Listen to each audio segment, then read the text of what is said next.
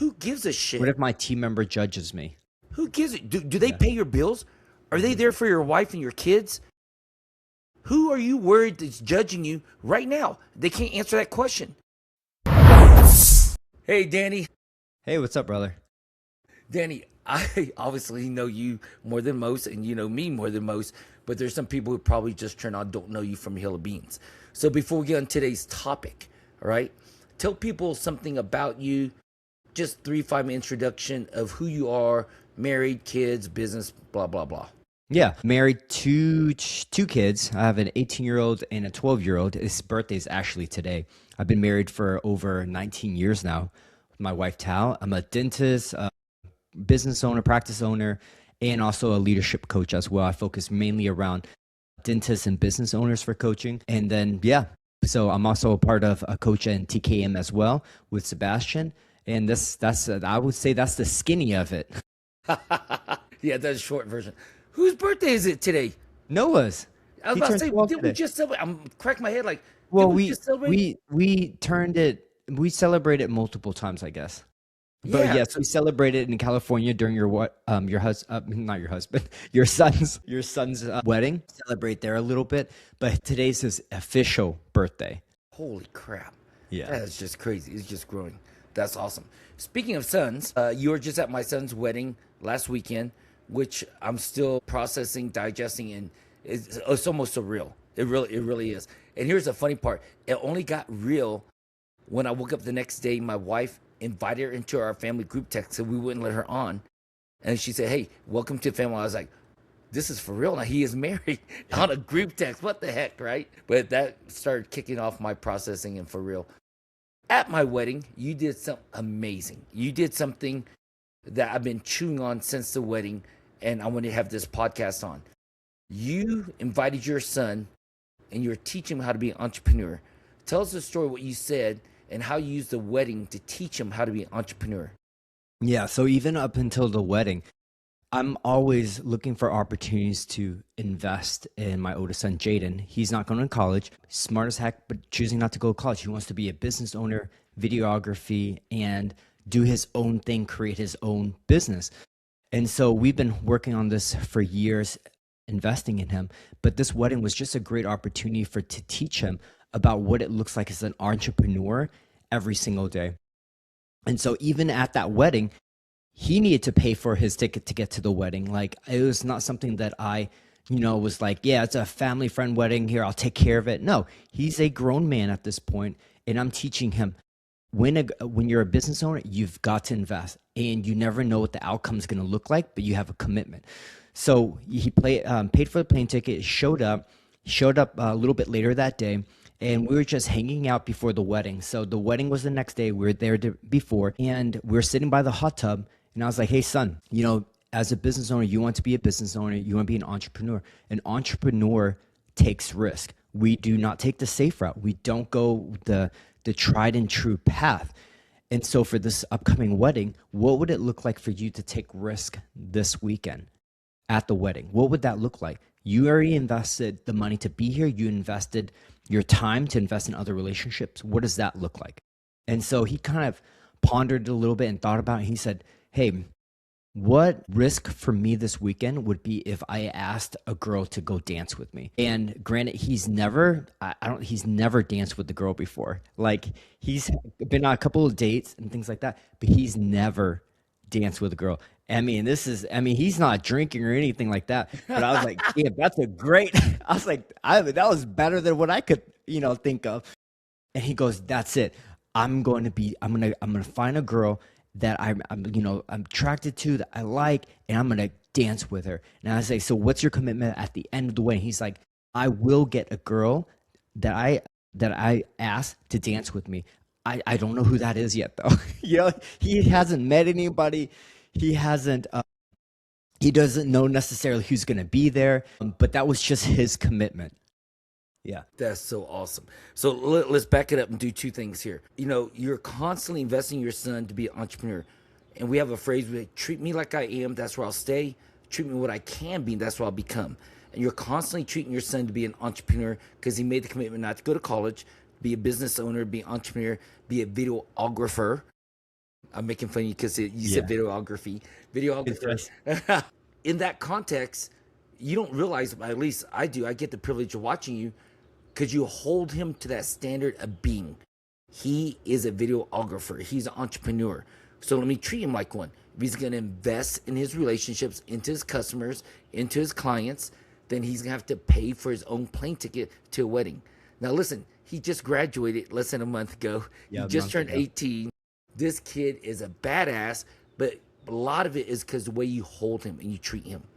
Treat me like I am, that's where I'll stay. You didn't treat him like some kid just graduated, don't know anything, doesn't know where he's going. Treat me what I can be, and that's what I'll become. And you're treating him like an amazing business owner, entrepreneur. And tell me the context here.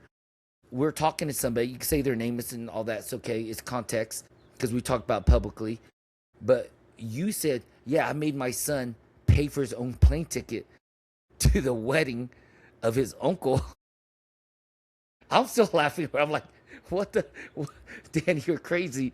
You got the housing and all that, but you need to invest. If you're going to invest in relationships, pay for your own wedding. Tell me more about that. Then we're going to jump to the second part. Yeah, because I didn't want him to come as a like everything that he if I just paid the plane ticket for him, anything that is just given and not earned, at least in my family, I want them to earn things so they build the confidence to showing up for themselves. So it's not about money. I mean, I can pay for them tickets, I can pay for whatever we're gonna do. That is nothing for me. But it's the mindset shift that I want him to know, like he's investing his time there. He's investing his energy. He's investing on being intentional during that time there. But if it was just dad doing it for him, dad taking care of the ticket, dad taking care of the weekend, he's going to go with the flow. He's going to show up for what will serve him, because it's not even serve him, but as a consumer, he's coming as a consumer. What can I get from this wedding? What can I eat? What's going to be comfortable for me? And I don't want to raise that type of man like that, because it's not going to serve his marriage. It's not going to serve his business. It's just not going to serve him in general. So I told him, hey, son, I'll cover, housing, the hotels, the food, as long as you eat with us, but you need to invest yourself in the plane ticket yourself. And so I said, hey, just you let me know, when you're going to book it. And this is granted the first time he's ever booked an airplane. I didn't even tell him how to book an airplane. I said, hey, let me know if you need support. And so it's a week later, it's about 2 weeks later. So we bought tickets over a month ahead of time. It's about 2 weeks in. And my wife goes and, my sweet wife says, Jaden, have you bought your plane ticket? Make sure you do this. I was like, no, you do not jump in there and tell him what he needs. He needs to figure that he will come to us if he needs to get clear on something. And so she was like, it's so hard for her because she's like, this is her baby boy. She's just taking care of everything. She's making sure that he's, good and he'll be there. She wants memories with him. And I have to cut it off and be like, he's got to have his own experience. And it's okay if he buys the wrong ticket. He'll just have to pay to change the ticket. You know what I mean? So we could let him have the experience. And he just came and just was like, hey, what flight are you guys taking? Okay, this is my flight. This is what I'm booking. When are you guys planning to leave? Okay, that's when you're planning to leave. He said, I'm going to stay back 2 extra days because I made plans with a buddy of mine in California and I want to spend time with him. I want to take him out. I want to explore California. This is the first time he's kind of traveled alone and make his own plans. But if I didn't hold that space for him just to buy his own ticket and let him choose when he comes back, he chose everything, he wouldn't have had the opportunity to just really have the experience that he wanted to. And I just picked him up like 12 o'clock last night. He had great experience, great conversations with his buddy and friend and things like that. And he chose to invest in himself.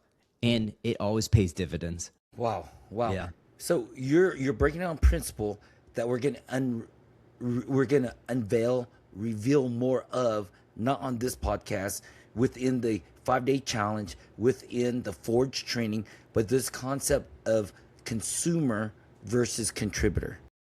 And that's what I heard you say. You didn't want your son to show up at the wedding to be a consumer. You wanted him to show up to be a contributor. Bless the marriage. Bless the people there. Bless every encounters. Not to show up and take and absorb, but show up with intention and show up with power and purpose. That he's not there on accident and daddy's dime. He's a contributor, his own money. And he's going to make this wedding and paint his stripe on it, make it fuller and better. And we'll elaborate more on that. You guys can look at the next podcast, take the 5-day challenge, see what the Forge is about, and you'll see what it's all about. But that is a very strong principle that this society has fallen into. And that's why I think we have a lot of disconnection in our relationships, unsuccessful, unsatisfied, successful men, because they're still consumers and not contributors to this world. You know, my brother Robert said, "You did what? You made your son buy his own ticket." His son, Mason, is a grown ass man. How old is he? 23, full-time like job. 23, 24. Full-time job. Big ass badass builder, Yeah, big ass bodybuilder. bodybuilder, badass job. And he's doing great. I mean, he's a great budget. He saved his money, bought a used car. He didn't want to buy a new car. He's like, "Uncle, that's just stupid and waste your money." I was like, holy crap, he did his homework. Great kid. And like Robert goes, "I bought his plane ticket." And I asked him why. And Robert goes, "I want to be generous, just, because I can, and he'll get me later." I go, "Are you sure?" And like we talked about your story. He's like, "Shit, I should have just let him buy his own ticket." And what you and I just talked about, even before we came on the camera today, is not only Robert, our other friend Daniels, other people we talk to, they make decisions without being mentored. They make decisions without having been discipled. They're making decisions without ever being taught. And those decisions, we can see how they fail or fall short. And now that Robbie knows this, I'm sure he's gonna make different decisions later. But just the fact that he made this decision shows he hasn't been invested in, he hasn't been discipled, mentored, and so on. And we can talk about other friends that we talked about. But that concept of showing up as a contributor to the event versus a consumer, way to go. That was amazing. The story I really want us to hit on and really focus on here is the second part. That you treat your son like an entrepreneur, as a videographer, as a business owner. You ask him to take risk, and then you let him decide what would risk look like for you. So first of all, great job. That is badass, because your idea for him to take risks might not have been a risk, and he was just said yes, and woo, got off for that one, right? I mean, I really wanted him to go that direction, though. You know what I mean? You're holding space. Yeah. You're holding space for him to make up his own decision. Wow. And we call that a self-generate idea. And here's what's really important that we need to break this down real quick. A self-generate idea is when someone has their own aha moment, eureka. And when they have that moment, their neural pathway starts firing off, and they make this neural pathway that's never been there before. And it goes faster and faster and faster. And they go, "I made up sliced bread." I mean, they really think this is their idea because their brain just created it. But when you give him advice, like, "Hey, Jaden, consider the risk you need to take is go dance with a girl." That advice falls into his brain on a dormant brain. There's no neural pathway for him to store that thought into. Now, after you had that thought, once you say something, it goes into that basically like a bowling lane going back and forth, right? That neural pathway. And the more you do it, the more rut it makes. The bigger the neural pathway comes. It starts off like this and gets bigger and bigger. And the more he has that thought and self-generate idea, as soon as you place a thought in that track, it supports it and affirms it. So like after you buy a red car, you drive around and go, "Oh crap, why is there so many red cars?" Because you decided to buy a red car, neural pathway went crazy. Now you can see it, your reticular activator catches it. But what I'm trying to say here is the fact that you let him have his self-generate idea and then supported him and affirmed his thought and asked more clarity questions, you just solidified it. I mean, you almost guaranteed it when you did that. And that was amazing that you held that space. And that's what I want to selfishly say. We are rolling out a certification for one-on-one coaching. Now listen, this is a free coaching certification. Free. There's coaching certifications out there, hundreds. I've been doing this over 20 years. I have multiple coaching models. This first entry-level one will teach them how to teach other people how to self-generate idea for free. Because we're not going to be those guys who we talk about, our friends, my brother and all that, who's never got mentoring and just want money from them. No, we want to disciple them. They just got to finish the program. So we have a sneaky way to hold them to it. We'll charge them, say, $1,000 for the program, but successful completion, guess what? They get their $1,000 back. That holds them accountable. Yeah. It's still free, It's just you quit on yourself. You just donate money for other men to get this coaching program. And so that coaching program, the foundation of it is what you did without even knowing it. You've just been doing the work so long. You're holding space for someone to have a self-generated idea. Once they have that self-generated idea, they'll take, I think the statistics like 89 to 93% action on it, where if I gave you advice, you would not take action on it. Yeah. I think it's like 20%. I mean, it's very low, not even that high, that you take action on advice. Think about how many times people give you advice. You don't take action on it. That's their judgment. They don't know me. But if I have my own self-generated idea, wow, I take immediate action. So I'm going to transition this because they already heard what you did. They heard the results of what you did. My question to you is, do you believe entrepreneurship and approaching girls have so much in common? I would say yes. Oh my Elaborate. gosh, yes. Tell me. Well, because as a entrepreneur, you have to be okay with people saying no, that it's not a good fit. Either the product, the value, the what you're offering is just not a good fit. Not right or wrong, just not a good fit. And a lot of entrepreneurs or people who are not entrepreneurs are not going to get that amount of rejection in their lifetime. And as an entrepreneur, we have to be okay with, quote unquote no's or rejections. And so when I was talking to my son, it's like, this is just a part of it. It might not be the first girl who says yes. It might not be even second. It might even be the fifth girl that says yes. But as an entrepreneur, you have to be okay with hearing no's and not taking it personally. Really, it's so important. And I say, if you give up at the first no, asking a girl out to a dance, then you do not need to be an entrepreneur. You need to go somewhere that's comfortable, that has stability, where you just need to show up, put in your time, and then step out. So yeah, as an entrepreneur, if I'm not willing to take risk, I can't really say I'm an entrepreneur. I really can't, because it's not a guaranteed roadmap, a step-by-step blueprint or anything like that. It's up to you to create something, and it might not even exist yet. So here's another question, follow up on that. Is fear of rejection really just fear of losing our identity? What do you Fear think? of rejection. Is it losing really our just identity. fear of losing our identity?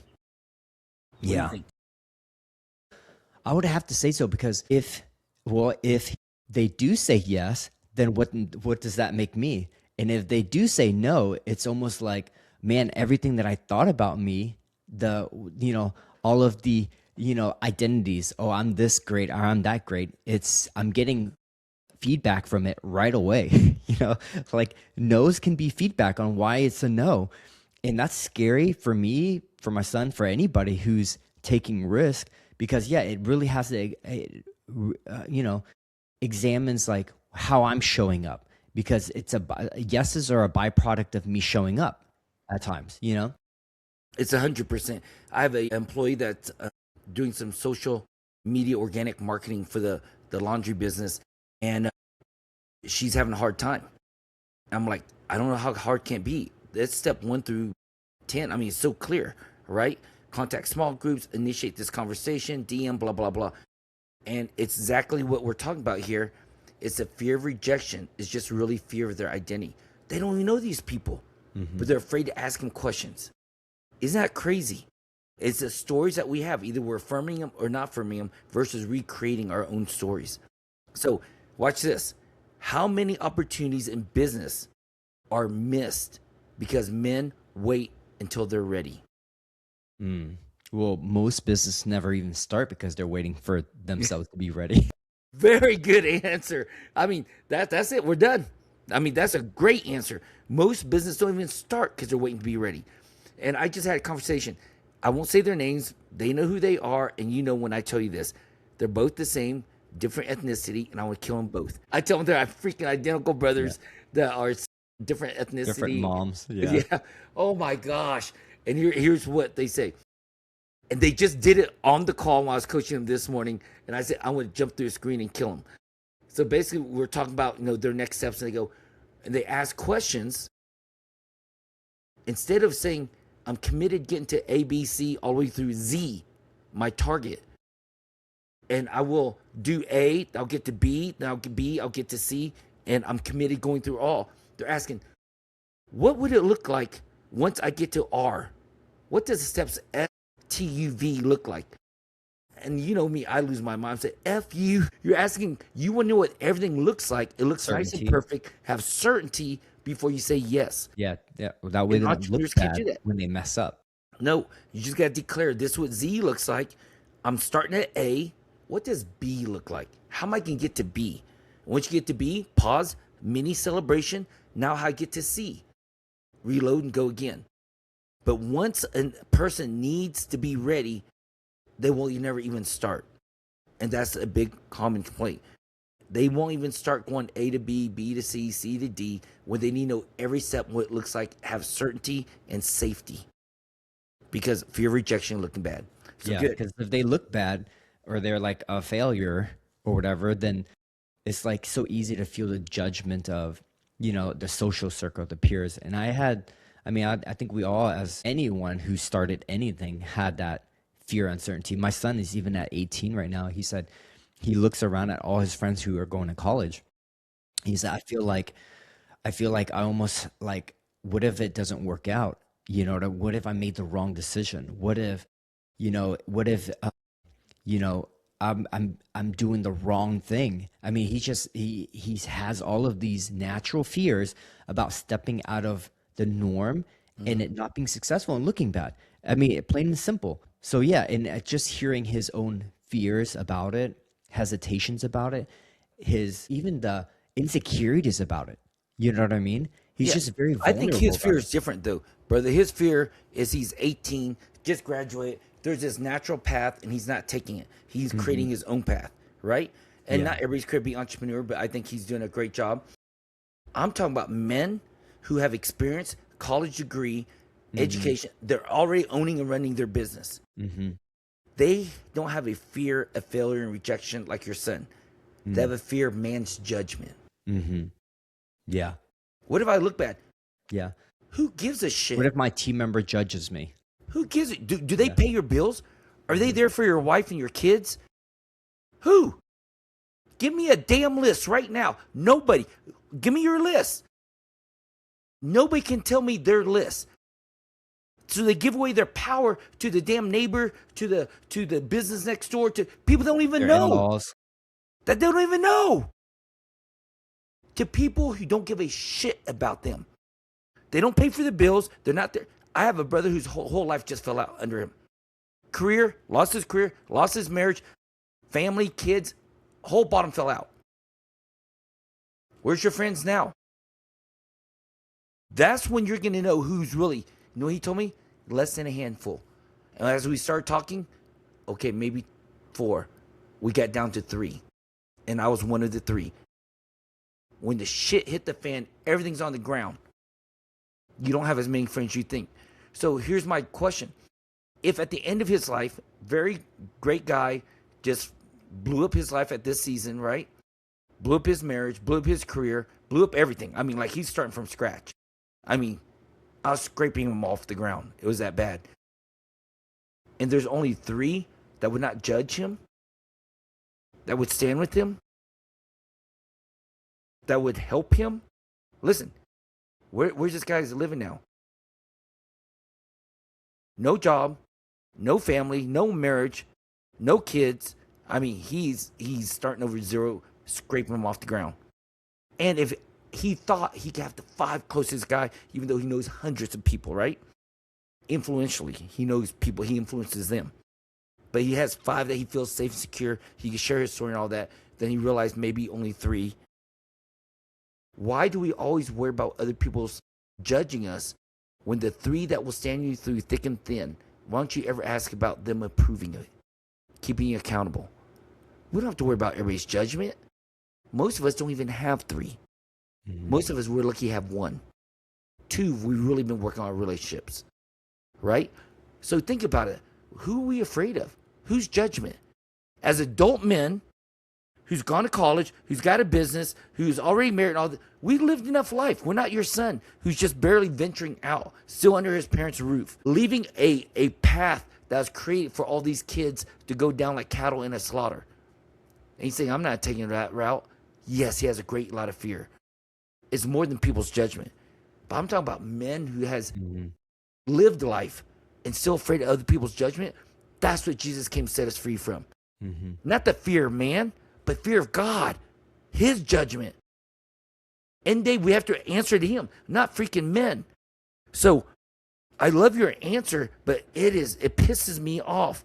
I mean, damn, that was a pretty sexy answer, bro. How many opportunities in business are missed because men wait until they're ready? You're like, don't even start a business. I was like, crap, you took that next level. So I'm gonna kick you with a more difficult question. Ready? What's the difference between confidence and courage Mm. for you? Yeah, for me, confidence is like, also, I don't think you can fake confidence. I think confidence comes from just knowing that you've won in the past, yes, but you've consistently willing to show up and do the work, whatever that work looks like. I think that's confidence, because even though you'll go into unknowns and things like that, it's a new skill set, new business, whatever it is, you can still walk into confidence saying, hey, I'm confident that I will do what it takes, and that's what I'm going to have confidence in. But I think when it comes to like courage, though, courage is a little bit different, that there is no guarantee, and you can still be scared. You can still sit in the unknown. You can acknowledge, oh my God, I don't even know how this is going to end up. I don't even know what it's going to look like at the end of this road path. I have no idea. And I'm still going to I'm willing to step into it. I'm willing to step into it because it serves a vision that I, can see, and I'm just willing to pay the cost of that. I'm willing to pay whatever it takes to get there. That's for me the difference between confidence and courage. Courage has no certainty at all. Yeah. I love that we have outline, we have general direction we're going on these podcasts, but we feed off each other's synergy, and you just triggered something on me. One, you have a lot of courage because we always show up on this podcast just with a skeleton willing to create the skin, right? What it's going to look like. I just started smiling because sometimes I don't know where the hell we go and how we get there, but we get there, right? For me, you triggered me something about confidence and courage. We have an expression, if you want to level up, you have to mess up. And it's not the mess up that levels you up. It's the cleanup that levels you up. And I think the more you clean up, the more confidence you have. Mm-hmm. But to clean stuff up, you've had to make a lot of what? Mess ups. Mistakes. Yeah, And mistakes. mess ups. And I think if you meet people who have a lot of confidence, because they've cleaned up a lot of shit they've done in life. But then if people have courage, to me, are people who are wanting to level up and were willing to mess things up that used to work for them and look messy. They have courage. They don't have confidence yet. They have courage because they want to level up. There's a target, like you said, that they want to hit towards. They don't know how they're going to get there, but they have the courage to mess up what's working for them and get messy, make mistakes to get what they want. And that takes a lot of courage. Confidence comes, same vision. You have a vision. You have the courage to mess up your current, what's working in your life. Do something new. You've been in the gap. You don't know what's going to work and not work. Get messy in it. Make mistakes. Then they clean up the mistakes. Then you have what? Confidence. Mm-hmm. Shoot. Yeah, I was going to say, yeah, courage needs to come before the confidence. Yeah. Or confidence is a byproduct of courage. Yeah, because I think even my son, he, eventually went on this, he saw a girl. He's like, she's going to be the one. I'm going to dance with her. And so he walked, he danced next to her very sheepishly, on the side. And they kind of eventually faced her and kind of danced. And she's like, what the hell's going on? And he's like, I don't know. He's like, and then of course they danced a little bit and they back off. And he's like, oh my God, that was really nerve wracking. And he came back and forth and did it a couple of times, about 2-3 times. And at the end of it, he finished dancing. He was sitting down, and he's just never been there. He's never just randomly danced with someone he doesn't know and put him really self out there. And then the next part of it was, he was like, okay, we were talking to him next step and things like that. And he's like, okay, I'm going to ask for her number.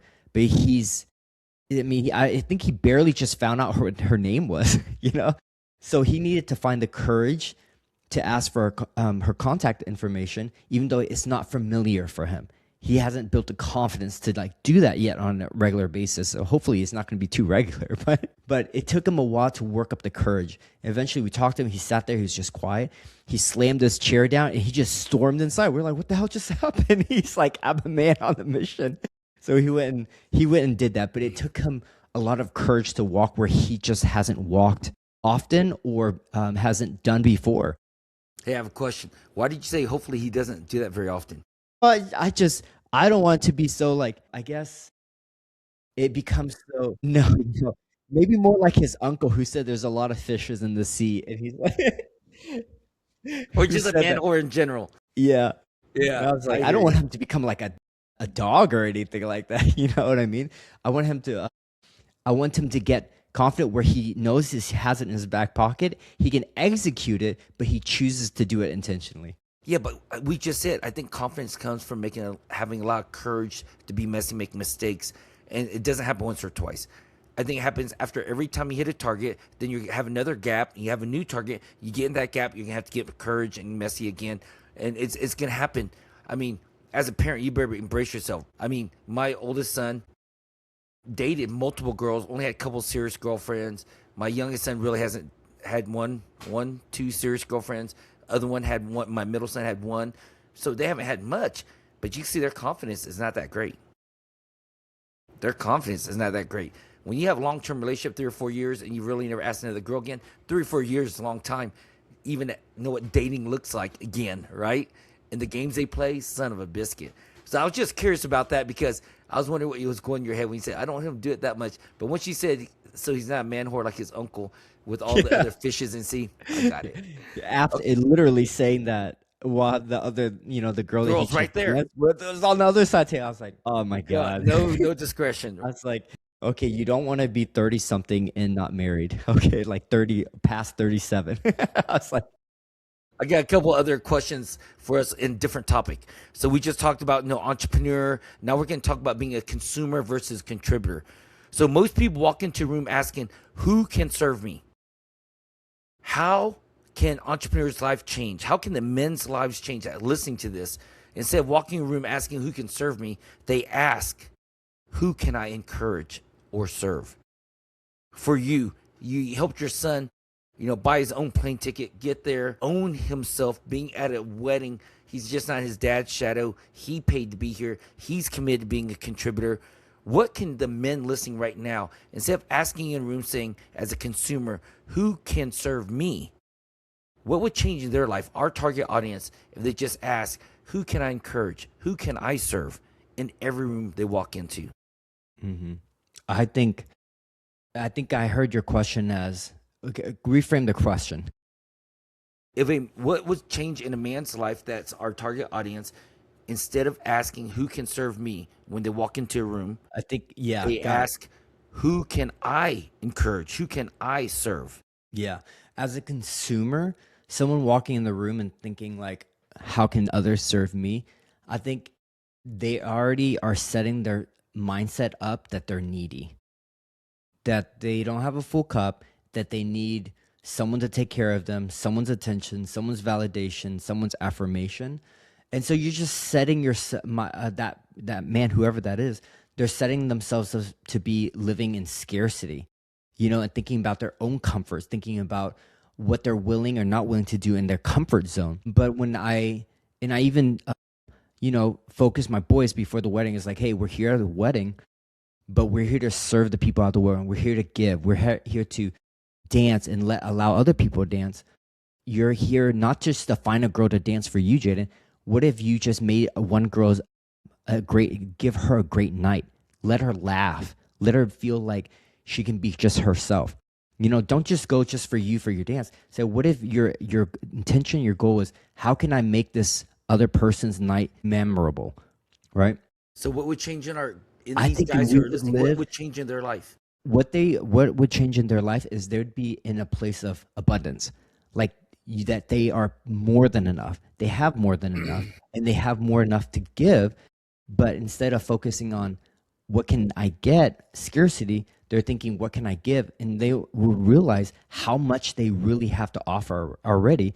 But it'll just make life events, relationships so much more fun. It'll make it so much more fun because there's so much more opportunities to give than there is to take, in my experience. And I love the word abundance, as you said. And I think it gives them more opportunity and Yeah, possibilities. When you're in that position of wanting to bless others, man, your game becomes a lot bigger. Your opportunities are endless. Everything happens in a greater level than you can imagine. Excellent. Thank you for that. Was your son trying to get something from her or simply create a memorable moment? You already answered that. Is contribution actually the antidote to fear? Is contribution actually the antidote to fear? it is because he was like, "Oh man, that's so." When we were talking about his target, he's like, "That is so scary. That is terrifying." Because then he focused on, well, I don't. What if I don't dance well?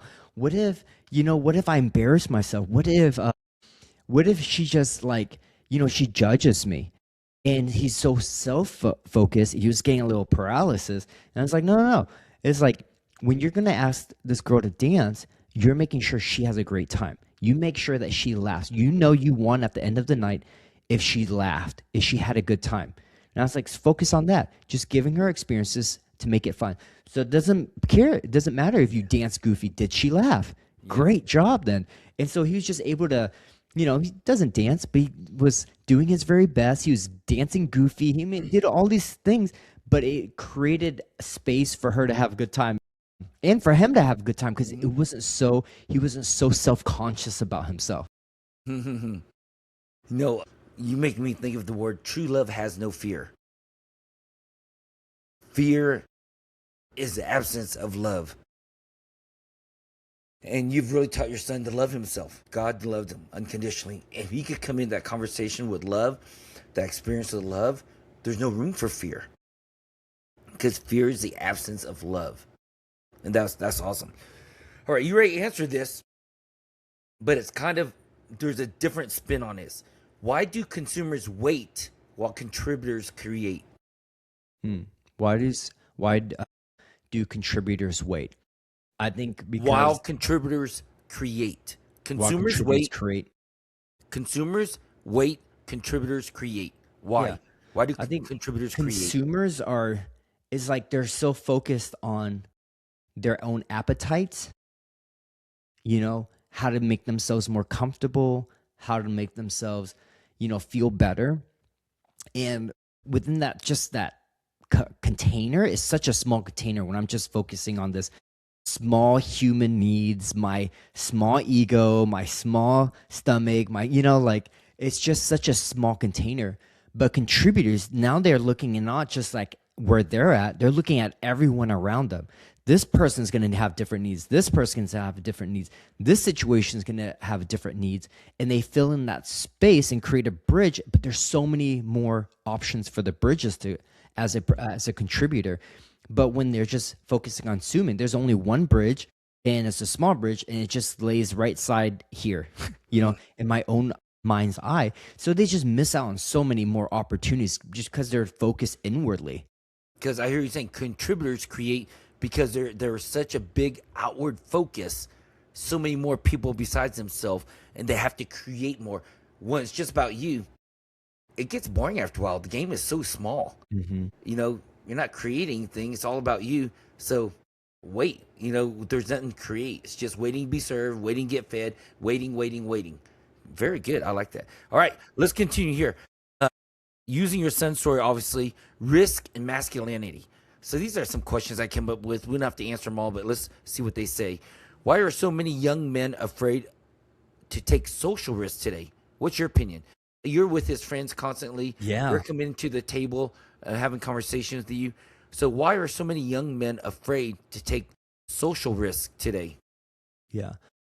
I'm around a lot of young men, 18, 19, 17, 24. And what I'm noticing, at least, especially when they come to my house and we just ask about their life and things like that, the biggest thing is what they're being communicated with right now, a lot of times in their own homes by their own parents and things like that. It makes it hard because a lot of them are really being taught to live based off of fear and scarcity, and there's just not enough.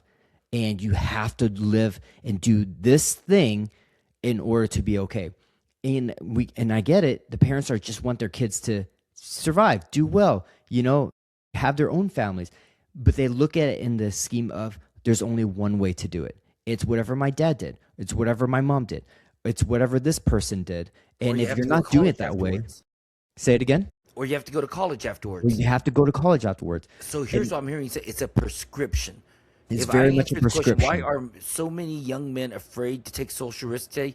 Because if they don't do the prescribed means, it can mean that what, they're a failure, they're Failure, not going to be isolation from successful. parents. Ooh, I know isolation. one, he has just a heart for entrepreneurship, full scholarship for a school in Arkansas. And he's just going to school just so he can, his words, just get away from his parents to figure out, so he can be himself. And he says, I can't survive on my own. I can't. They told me I can't. There's just no way. So I'm going to take this free ride to live during college for free, so I can just be away from them, so I can just survive doing that. So I'll just go to school. And it's just like, wow. And I mean, such a smart kid. I mean, graduate top of his class, full scholarship, right? But he's like, but I have a heart. Like ever since he was now and young, he just wanted business. He's working on business on the side. His parents would shut him down. No business. You can't do this. You have to do it this way. This is the only way that you're going to be successful. And it scares the shit out of these kids, because they're like, that's their biggest voice in their life, and they're telling them, the hard work Don't can't take pay risks. off. Don't Yeah. take risks. Yeah. Be safe. And these kids are like, listen, I love my parents, but I look at my parents, I don't even want to be like them. I mean, I don't want to be. I get that they have a great job. They're in IT maybe, or engineer, whatever it is, but they just seem so dead. But they're telling me this is the only way to survive, and I struggle with that. They're So like, I would you? struggle. So do you think comfort is making men weaker or young men weaker? Oh, yeah. Oh, Yeah. yeah. Yes. And I think the word weaker here in this context is indecisive, not willing to take responsibility of the results of their action. Weaker, indecisive to take risks and ask a girl dance. Weaker, indecisive on their major in college. Weaker, indecisive of being entrepreneur. But the weaker is not just physical weakness. I think it's overall weakness. Their heart, soul, mind, body, everything. Any other thoughts on comfort making men weaker? No, it's so easy to say yes to the comfort, and it's so socially acceptable.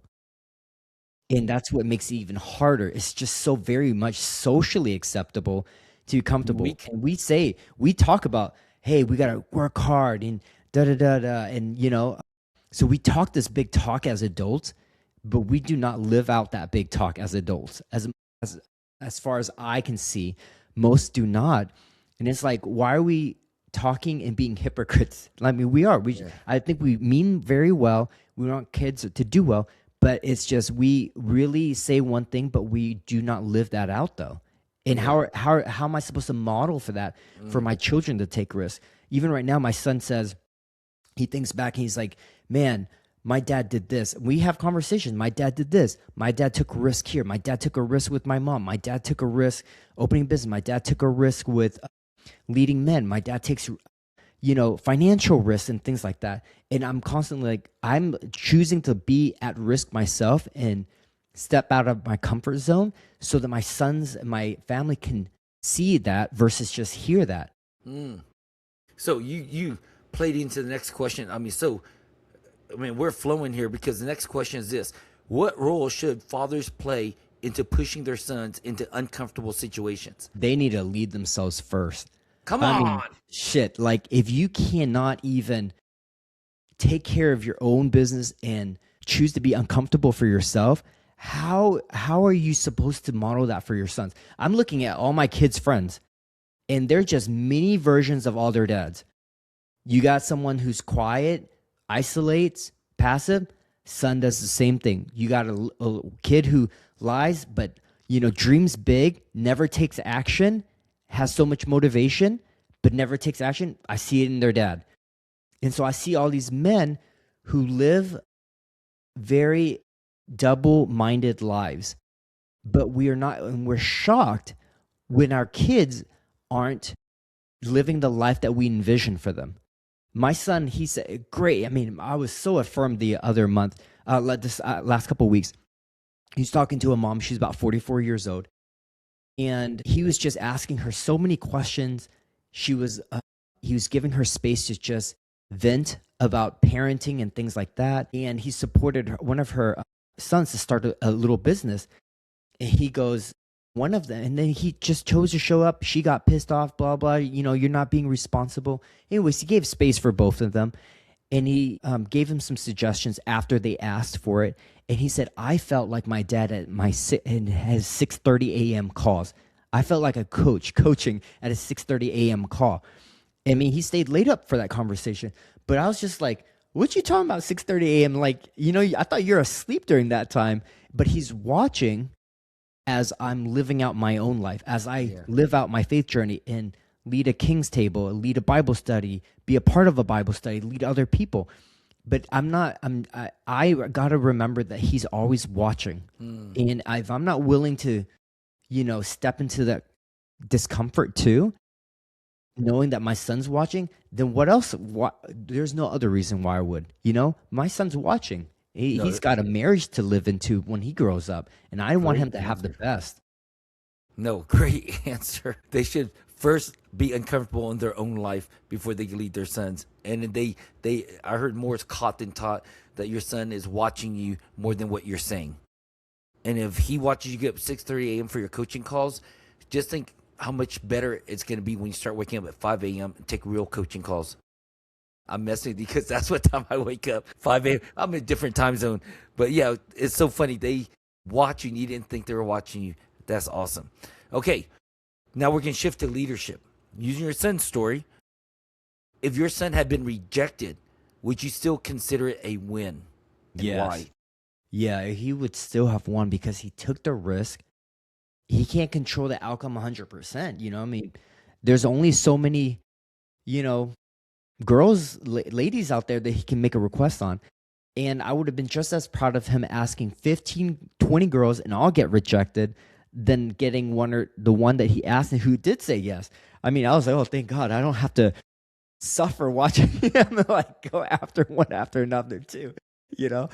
And it would still be a success because he chose to get out of his comfort zone. He chose to take risks regardless of the outcome, but he was still committed to following through with it. He honored his word. He told me something while we were, the day after the wedding, we're sitting in the hot tub. We're just debriefing the wedding, the dancing, conversations that we had with our uncles. We're just sitting there for like 2 hours in the hot tub. I mean, isn't that cool? We can sit for 2 hours and with my 18-year-old son to talk, and he's wanting to ask questions. And he said, Dad, I finished this video.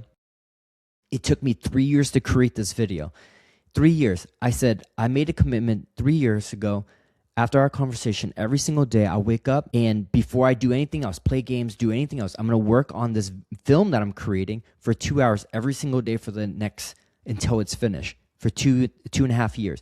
He said, Dad, I'm finishing my video in a week and a half. I want to do a family showing to show the video that I created, and I've been waiting to show it. It's been 2.5 year project. And the thing that built my confidence is because I showed up and I did what I said I would do for 2 years while I was in high school, while I was making money, saving up for my car, while I was, taking my coursework. And I said, because I showed up from my personal commitments, and that confidence helped me overpour to going to Vietnam and riding on my motorcycle, showing up and asking a girl to go dance. Wow. He said, because I just said yes, because I remember you teaching me, I got to honor my words for the little things. And if I make that commitment, make sure you finish it. And so he finished it. And so he'll be showing us in 2 weeks. But that was what he shared at the hot tub. And I was like, as a father, I was like, oh shit, I forgot that conversation. I forgot you were making that video. Man, that's awesome. Hey, I give you a suggestion. Not only are you going to do family showing, I would ask you to do like a group thing. I don't know, either on Zoom or something where multiple people can watch it with you guys same time, celebrate with them, give them feedback. Just like a premiere opening. Yeah, not just limited to your family. I mean, I'm sure you'll do it great, but I want to be part of that. Hell, I can't believe he did something that long, that well. You can see his character. All right, talking about leadership. Let me ask you a couple more questions. How do you celebrate courage instead of just outcomes? how do I celebrate courage? For instead of me, just it's outcomes, right? yeah, yeah. Well, yeah. I don't want him to be so locked in on performance mode. Like you're only celebrate when you have success. I want to celebrate the principle behind where the mindset, the principles, or the actions he took to work towards that commitment is more important to me than the outcome. So I always think back to Proverbs, no work goes unprofited. And so I always think about that. So even the amount of work that he puts in committing to that target, and that's what I anchor on. Did he make a commitment? Did he show up his very best in that commitment? Not getting the results 100% being perfect. I'd rather him get 50% but commit to something freaking crazy, because the gifts, the maturity, the character he's going to build, get out of that is going to be so much more impactful for his life than playing safe, committing to something he knows he can get 100% and getting that, because his character is not going to build. One of the outcomes from the visit, the wedding that we did, in the conversation, he said, I want to work on my business. Dad, I'm making a commitment. I want to do the next training. I want to have a training for the next, by the end of July. I want to invite my friends to go to this training so we can grow together. I'm making that commitment, and will you support me, and blah, blah, blah. And so it's like, okay, great. But he was willing to make commitments that were outside of his Wait, norm. he wants to lead a training? No, he wants to participate. He wants to attend the training, but he wants to invite all his friends, do the enrollment for them. And why before end of July? Just because a lot of them got to go to college and all that will start by then that time. Awesome. Yeah. That's awesome. You made me think of Gary Vee for years. When I watched him like 5-7 years ago, I just been watching his journey, keeping up. But he always said he wanted to own the New York Giants. He loves New York, right? But he's afraid the day he ever owns it, it'd be a disappointment. It's a journey. Acquiring them, he said, is the adventure. And I used to always think like, man, I think this guy gets mental issues. But he got it. It is the journey. We never arrive. And if you just celebrate the journey, that's why I'm saying celebrate Yeah. the journey, not the outcome, the journey. And I love how you put it. He can make a small, shorter target, hit that, but never get character. Or you could declare something huge and never actually hit the target and have more character, more courage than ever arriving at a target. So I love that. I love that context. Very good. Very nice. All right, couple more. This goes back to the fundamental core of who we are as a Kingsman. We teach on the word integrity. And integrity in simple definition, again, you could download the article, you could take the assessment, but bottom line, integrity is not honoring, not doing what you say. It's not doing what you say. It's honoring your word. And if that's true, then don't give your word out so much. What if success is simply just honoring your word instead of getting the results you want? Elaborate on that. Yeah. It's, well, I'm just thinking about what was the verse in Romans, suffering builds perseverance, perseverance builds character, character hope. And for me, when I'm hearing even with integrity, the gift is honoring the word, as in shit's gonna happen. Like I'm gonna have circumstance, my life's gonna change. There's gonna be things that I can't even expect in my life when I'm moving in towards honoring my word for whatever it is in my life, either in my marriage, business, whatever it is. But I'm gonna have these natural frictions, these natural barriers. And me, when I'm hearing honoring my word, is not saying, it's not when those circumstances change, I change. When circumstances change, I shift my goals. When circumstances change, I'll give up on it and just go a different direction. And so, yeah, success is honoring the word. My word is, which means for me is going to be like, how do I overcome? How do I maneuver? How can I learn new skill sets, tools, character, endurance, whatever it is, so that when I meet it, not if I meet it, when I meet these changes and these obstacles, I'm able to build confidence knowing like, hey, I've learned to maneuver around difficult things. I've learned that I can do it consistently without having to, change who I am, change my word just because things around me change. I think it was a little bit wordy, but I think I would summarize it as success looks like when I can commit to honoring my word, even when the things around me change, I still show up for it, There you go. regardless of the result themselves. It could be at 1%, and that's still okay because did I honor my word for being there? Cool. So this is our last section, last topic. Based on your son's story, these are kingdom perspective. Do you think God calls men to play it safe or step out in faith?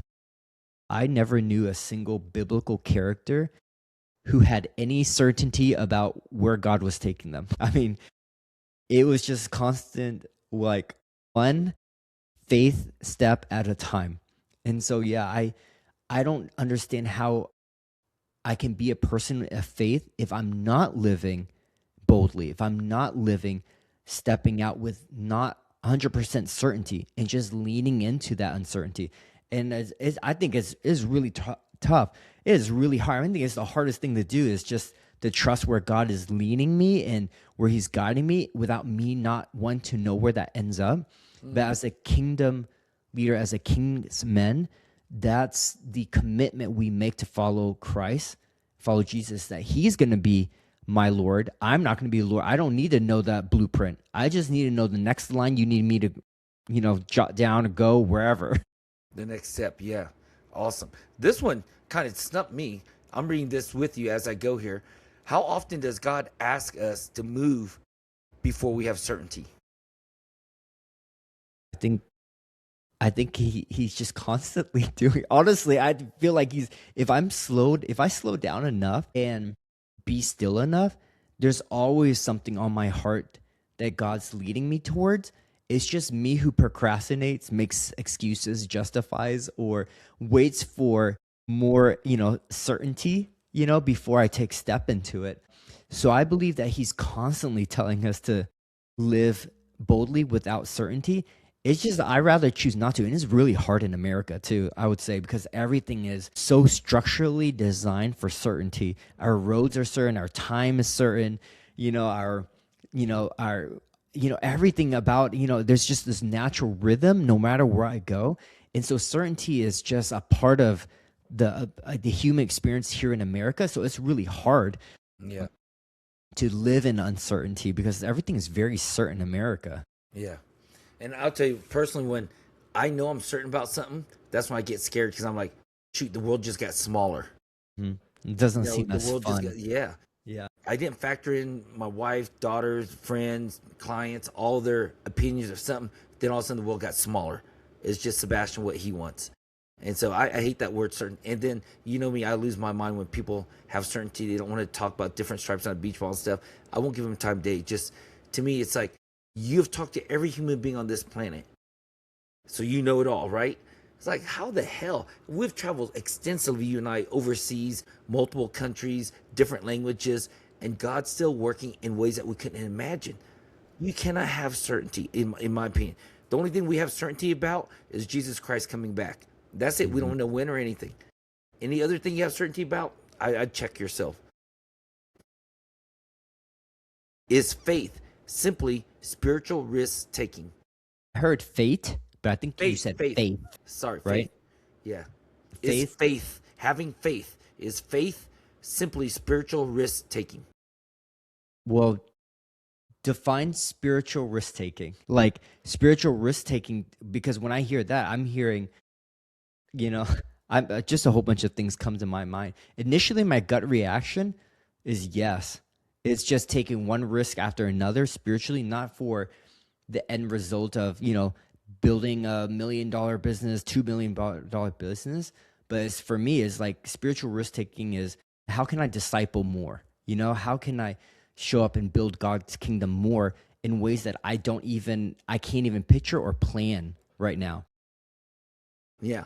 I would say spiritual risk taking is anything makes us trust God more. Mm-hmm.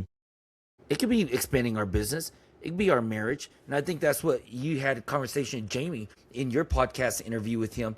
And Jamie said what expanded his world when he realized, and what most men, until they encounter our culture, they're just working off one or two domains. Mm-hmm. They're working off of finance and fitness. We have faith, fitness, family, finance, and then fun. And fun is service. And we keep it at the end. It's like having 4 tires on a car, a convertible, faith, fitness, family, finance. When all the tires are filled up and aired up, you don't have flat tires, and they're working properly, then you could drop the top and have fun. And that's service and contribution. But it's usually fun is reserved for the end because we have to fill up our cup before we can serve and be contribution. Until then, like you said earlier, we're needy, right? Mm-hmm. All right. So watch this. I like this question because I want to see how creative you are. You just blew my mind a couple of your answers and kind of pissed me off because you answered it better than I would have. Because you're like, what? You don't even start. It's not a You started competition, this. Sebastian. I know, but I'm being vulnerable. You already took the good Pokemon card. What's one dance floor every Kingsman is avoiding right now? What's one dance floor, quote unquote, every Kingsman is avoiding right now? So anybody listening that calls himself a Kingsman, bowed to the king, rise up as a king of their kingdom, and now multiply, making other disciples, any part of that journey, but they identify as a Kingsman. I submit to Jesus Christ. What's one dance floor every one of us is avoiding right now? What would you say? I would say for the majority of men that I know who would call themselves Kingsmen is giving it away to another man. Now, most of us are still waiting to be good enough, Yes. be perfect, not make mistakes, not to know the Bible enough, go enough missions, whatever it is, be a Christian long enough before they disciple someone and bring someone and just walk with someone. Most people are not investing in someone else. They're so consumed with their own life, their own security, their own comforts, and they just a lot of times maybe feel like I did at one point. What do I have to give? What do I have to offer? What do I have to give someone else that I could offer them? And we had a great Bible. We were with several men, and we were reading over the Great Commission. Go out and baptize everyone, the Father, Son, and the Holy Spirit. And most men there were saying, like, that would be nice one day. I mean, I would feel so honored one day if I could do it. And then we had a great conversation. Why isn't that the whole purpose of your faith journey, though? Like that, why isn't that that needs to be one of your, not needs to be, but it's one of the things that you are committed to making happen. You invest in someone so much, you bring them to Christ, and you get to be a part of their baptism or they choose to get baptized. And I was like, so what are we doing then? You know what I mean? We're just doing this as an insurance policy, so we're on God's good favor, or are we going out and spreading the good news and creating disciples so other people can live life to the full? Man, you're hitting a trigger in me. We create this thing called Kings, not table. That's for those who are in our coaching program and our masterminds, a King's Circle, where anybody can start it. It's A to Z, how to get 2 or 3 men, no more than 5. Here's 5 conversational questions. Here's what you do and don't do, and structured. You don't teach them. You're not trying to fix them. Blah blah blah. And I thought being a pastor for me, 20 years ago, being a pastor, man, we never had that format, and everybody hijacks the conversation. It's just I hate any kind of men's group. Seriously, the format and template sucks. We created this so it could go viral, and any man could lead this because all you have to do is hold the frame, not to fix each other, not to teach, just ask questions, and there's only 3 responses or feedbacks you could give. I thought people were going to take this and run with fire. I mean, I thought it was going to grow, and all these men are going to come closer to Christ, come closer to each other, all these things. And it dropped, like it died, like it didn't work. The only ones you and I are doing I think we have mental issues. But the point is, you're absolutely right. We are not making disciples. And that means we're not experiencing life and life to the fullest. Consumers wait for permission. Contributors create opportunities. The dance floor wasn't about getting a phone number. It was about becoming a kind of man who acts before he feels ready. The same principle builds businesses, marriages, ministries, and legacies. If that's the last thing anybody heard, that's all they cared about, What are some departing words you'd give it to any man listening? At the end of the day, it's taking action. It's not being so obsessed over the result and making it about you. But if you know the purpose of doing it, if you know the kingdom that you're going to be helping build, the people behind you, and just know that it's not just about you, you'll be more likely to take action. But it's just, you just got to take action. Just walk in faith and just take the action, even though it's not perfect, even though it's not clean, even though you're going to make mistakes. That is a part of the journey. And if you aren't making those things, you're just probably not taking action at all. Man, so you just triggered me to do a cheap promotion. We're in process. It's almost done. But after you take the 5-day challenge, you're going to be invited to join our the Kingsmen Mastermind. You get access to our vault with all of our context, our transformational principles that we live by. And one of the things you just said is just take action. We have a principle called the art of tie. Take action immediately. Take action immediately. It's a biblical principle. But if you get into the vault, you understand the principle, you understand the biblical concept behind it, you understand how to implement it in your faith, fitness, family, finance, and fun. We call it the 5 power pillars, the power pillars that we stand our life on and our foundation. But I want to encourage you guys, know that we're going to have more resources we're throwing at you guys so that, listen, so that we can make disciples. It's that simple. Yeah, we just want to make disciples. Follow Christ. He says, teach them in the way they should go, that they will not depart from it. That's our kids. They tell us, making disciples, go baptize them. And name Father, Son, Holy Spirit. Teach them who's the Father, Son, Holy. That's all you and I commitment are. And we invite everybody on this journey, but not just to be a consumer.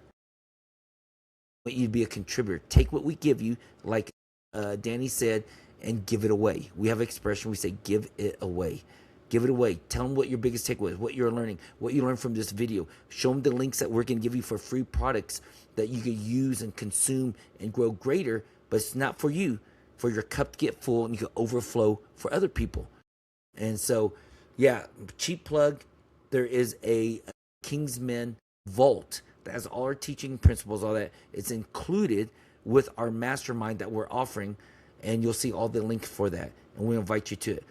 Anybody listening right now, I'm not joking around, anybody listening, I remember when I first got out of prison, I heard all these Christian stuff, and they say, order this, order that. So I got on the phone, it's a Bible study or something like that, and they went like $10 or $12, something cheap for it. But back then, I just got out of prison, I had no money. I just hung up the phone. I was so embarrassed. Oh, crap. Money is not an obstacle for us making disciples. If you can't afford something, you let us know, DM us directly or something. We want to make sure you have access, and we have ways to keep you accountable to grow.